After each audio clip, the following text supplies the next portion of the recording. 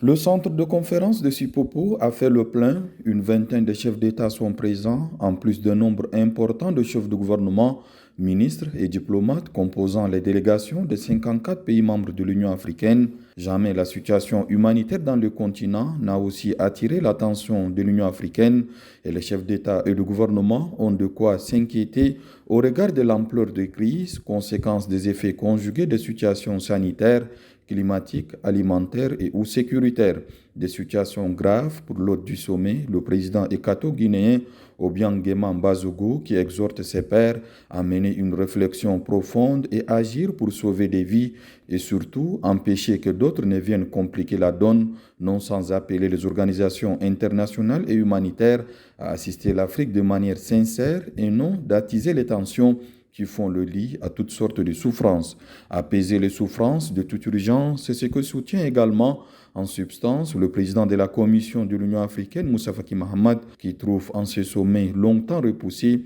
une occasion idéale d'activer davantage la solidarité africaine à un moment où l'attention du monde, dit-il, est captivée ailleurs. S'appuyant sur les chiffres et statistiques alarmants dans les 5 régions du continent, il appelle la conférence des chefs d'État et de gouvernement à réaffirmer sa détermination à ne laisser personne en marge. L'appel aux donateurs de l'organisation continentale est en phase avec l'ONU qui, par la voix de son sous-secrétaire en charge des affaires humanitaires, Martin Griffiths, exhorte la communauté internationale à se montrer plus solidaire à l'Afrique. Dans cette quête d'atténuation des souffrances, l'Union africaine peut compter aussi sur la mission de paix des premières dames africaines. Décidée à changer la situation, Madame Aïcha Halilou Buhari, la première dame du Nigeria, trouve que les défis humanitaires sont un revers pour la démocratie et plaide pour que les interventions développent des approches holistiques et soient alignées avec celles de l'Union africaine. Demande soutenue par le président en exercice de l'Union africaine, le chef de l'État sénégalais Macky Sall,